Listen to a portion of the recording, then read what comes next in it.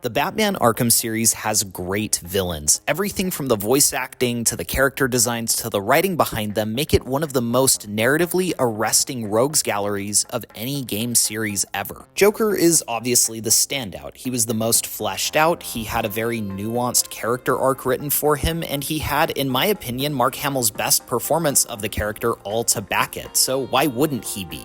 But he's not the only great villain we got to encounter in these games. There are so many incredible supporting villains, from Hugo Strange to Clayface to Bane in Arkham Origins, and even side villains like Victor Zsasz and Professor Pig got some real time to shine. One of my favorite things about the Arkham series is that even characters who aren't integral to the main plot that are featured are given enough to do to be compelling characters on their own. I love that we get to see through Easter eggs and side missions what their influence on the world and the overall lore is. Today I want to talk about one such character, a character who is never one of the main villains of the base games, but a character who in my opinion is the second best villain of the entire series, right behind Joker.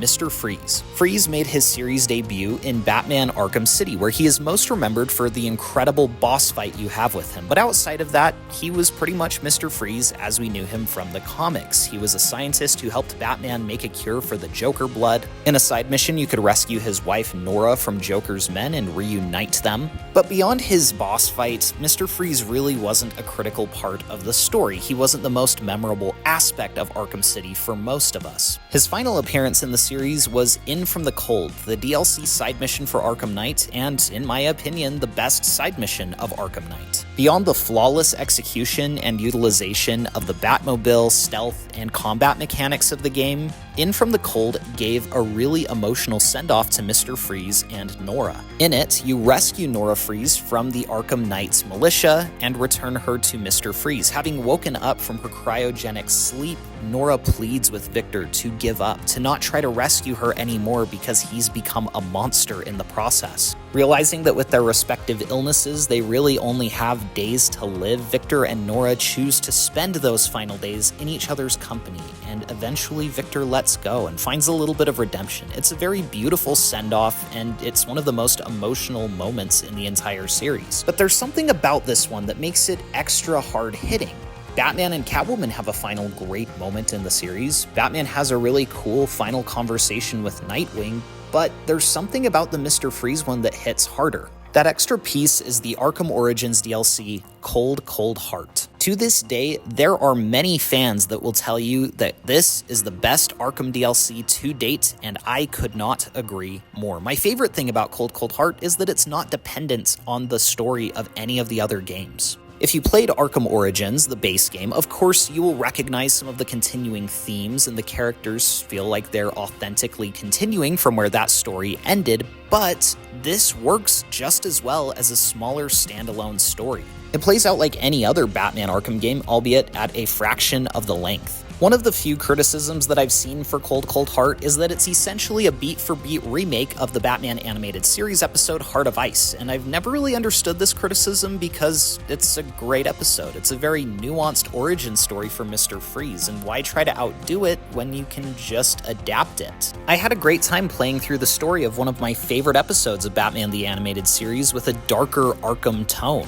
In both the episode and the DLC, Mr. Freeze enacts a revenge scheme against Ferris Boyle of Gothcorp, a fellow humanitarian of Bruce Wayne's. Bruce is confused. What could Ferris Boyle have done to wrong Mr. Freeze so much? And the answer is a lot. When Mr. Freeze's wife, Nora, became ill, he cryogenically froze her in order to treat the illness, wake her up, and cure her so that she wouldn't die. The catch was he was using Ferris Boyle's equipment at Gothcorp, and Ferris Boyle was not too thrilled about this and ordered that the project be shut down. An altercation ensued, which resulted in Victor Freeze becoming Mr. Freeze, unable to survive without his cryogenic suit. As Batman peels back the layers, he realizes that Mr. Freeze is not some cold-hearted antagonist. He's just someone who wants to save his wife. He's going about it the wrong way, but his intentions are good. He's done too much to be truly redeemable. He's taken it too far, but Batman can have sympathy and even empathy for him. It helps that so much time is dedicated to the story of Mr. Freeze and Ferris Boyle. There is a brief cameo from Penguin and a side mission enacted by Anarchy, but the focal point of this story is Mr. Freeze and Ferris Boyle. The roughly 2 hours it will probably take you to play through this DLC is much shorter than most full Arkham games, but it's more screen time and development time than most villains get in any given game, because they're sharing the screen with so many other characters. What really stands out to me is how this story kicks off. It's about Bruce Wayne's world colliding with Batman's. We don't usually see that. In fact, Bruce Wayne is a pretty underdeveloped part of the Arkham series because it's so focused on the Batman side of things. The opening mission of Cold Cold Heart takes place at Wayne Manor with you playing as Bruce Wayne. You have to work your way through these rooms without the protection of your batsuit and gadgets. Exploring Wayne Manor gives us just a little bit more insight into Batman as a character. We get to see who Bruce Wayne is friends with, who he runs around with in his social circles, and we have to save them as they are vulnerable to the thugs of Mr. Freeze. As we watch the warm and brightened hallways of Wayne Manor get iced over by Mr. Freeze and his henchmen, we could see the real danger of what could happen to Bruce himself if vengeance overtakes him.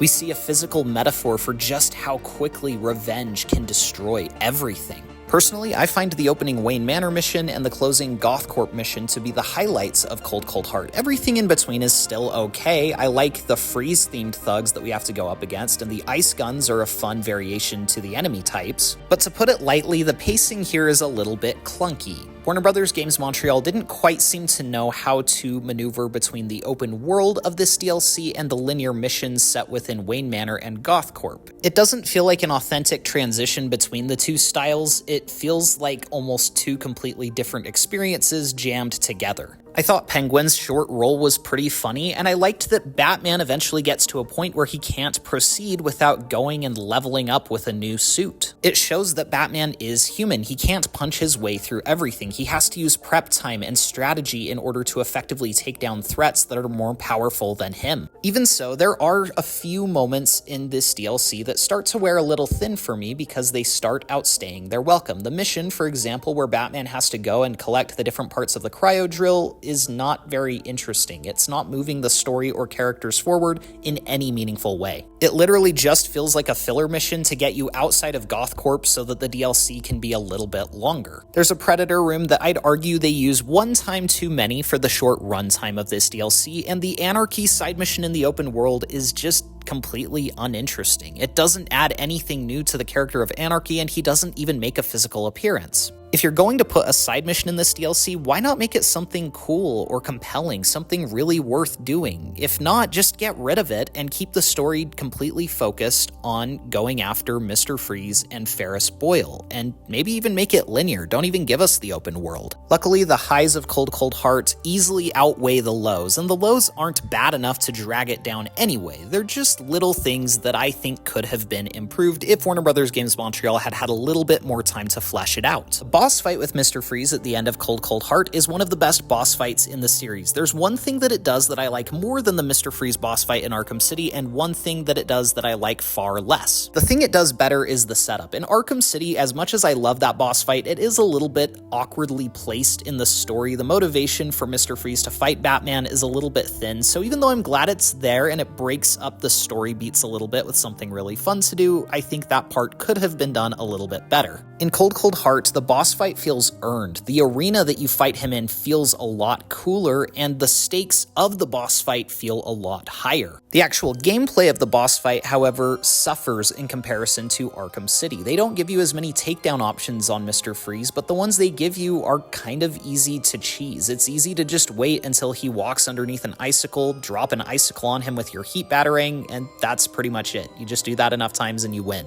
It would be fine if you could do that once, but then he knocked them all off the roof so that you couldn't do it again, like in Arkham City, but I really preferred the utilization of not being able to do the same thing more than once or twice. In other words, Arkham City has the better boss fight from a mechanics level, but Arkham Origins Cold Cold Heart has the better boss fight from a context level. The conclusion of the boss fight, where Ferris Boyle gets the upper hand and starts attacking Mr. Freeze with a pipe and you have to save Mr. Freeze, was so cool. We get to see a side to Batman here that we don't normally see in the Arkham series except for little glimmers here and there. He shows real compassion to one of his enemies and does his best to give him peace. He doesn't try to brutalize Mr. Freeze or beat the crap out of him just for the fun of it. He really wants to do what's best for this man even though he's committed so much crime. One of my favorite things about the character of Batman is that he doesn't just want to save Gotham from these criminals, he wants to save these criminals from themselves. He wants to see them rehabilitated. He doesn't want them to watch their loved ones die. The compassion he shows Victor Freeze at the end of Cold Cold Heart makes the compassion he shows him in Arkham City at night when he agrees to save Nora hit so much harder. When Victor and Nora decide they want to live out their final days together, Batman doesn't deny them that privilege. He doesn't say, "No, Victor, you've done too much. I'm taking you to GCPD's lockup." In Cold Cold Heart, we get to see Mr. Freeze's tragic origin story. In Arkham City, we get to see perhaps their peak boss fight. And then in Arkham Knight, we get to see his send-off. I wish far more characters in the Arkham series had received a similar treatment. I would have loved to see longer character arcs and more fleshed out exposition for them. Getting to see a full story arc for Mr. Freeze not only made him one of the most compelling villains of the entire series, but it also gave us so much more insight to Batman. We understood him more as a character.